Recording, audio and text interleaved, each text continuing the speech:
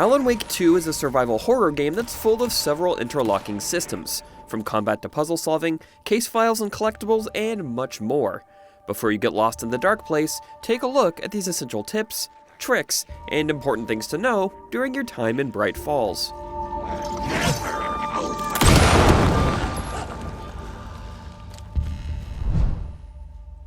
While it can be tempting to solve all the mysteries and find all the collectibles in an area ASAP, if you're really stumped, don't be afraid to continue the story as most areas are accessible later on. Once Alan and Saga have their respective introductions, you can even switch back and forth between them at any time to tackle their objectives in the order you choose. It's strangely non-linear for a game this heavily focused on story. And speaking of the story, this game is a lot spookier than the first one. So we recommend wearing headphones. If not only for the spook factor, directional audio is incredibly helpful when you're surrounded by enemies, as they love to attack from all sides.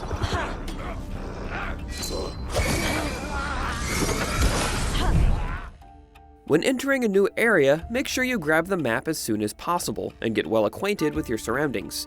Alan Wake 2 is full of environmental puzzles, backtracking, and scouring the levels for clues and collectibles, so you'll need to get your bearings. These maps are usually very easy to spot, but we have missed one or two, and then we've needed to go back for it later. Trust us, you don't want to be stuck in the subway without a map, in both this game and real life. If you're playing on normal, spend those dang resources. The amount of ammo and healing items you find in boxes, drawers, and other places depends on how much you already have in your inventory. If you open containers and don't find anything, that means you're pretty well off. Plus, you can get a charm that increases the chance of getting better items. Like other third-person shooters that have a really close camera, Alan Wake 2 has a quick turn.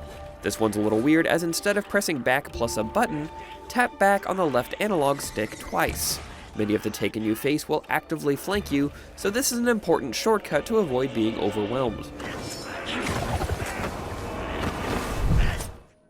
Most collectibles have hints in the environment that lets you know that one is nearby. Alex Casey lunchboxes often have colored egg-like stones and crosses woven with colored yarn called God's Eyes nearby. Finding mysterious twin triangle symbols often leads to cult stashes. Low, warbling radio noises indicate a nursery rhyme puzzles nearby. And yellow arrows that reflect light off your flashlight will point towards spirals that hold words of power for Alan, or even some cult stashes for Saga. The nursery rhymes are pretty vague and leave a lot up to interpretation, but pay attention to the capital letters when you read them, as they often denote important words or clues. Then, look out for the black sludge that you can follow to your reward.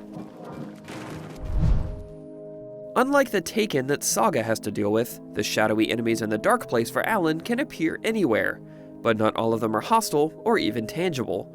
As Alan, you can go slowly when enemies appear and just point your flashlight at most of them for a moment, even without boosting, and they'll disappear without draining any battery power. However, those that don't fade away can sometimes grab you first, or will warp over to you and attack, and must be killed like regular enemies.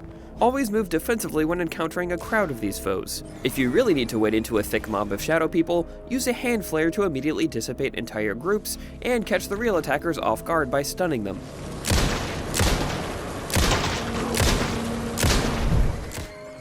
Ammo is limited in Alan Wake 2, especially on higher difficulties. With Saga's crossbow, you can get some of that ammo back by harvesting the arrows after defeating a Taken.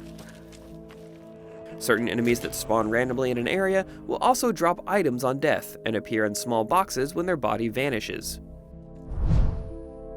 You won't get resources to upgrade all your abilities or weapons, so keep that in mind when spending your points.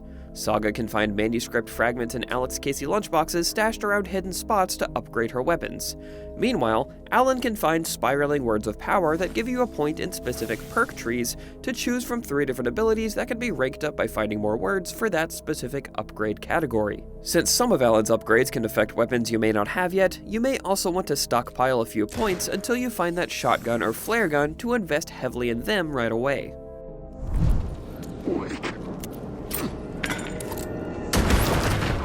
And those are our essential tips for Alan Wake 2.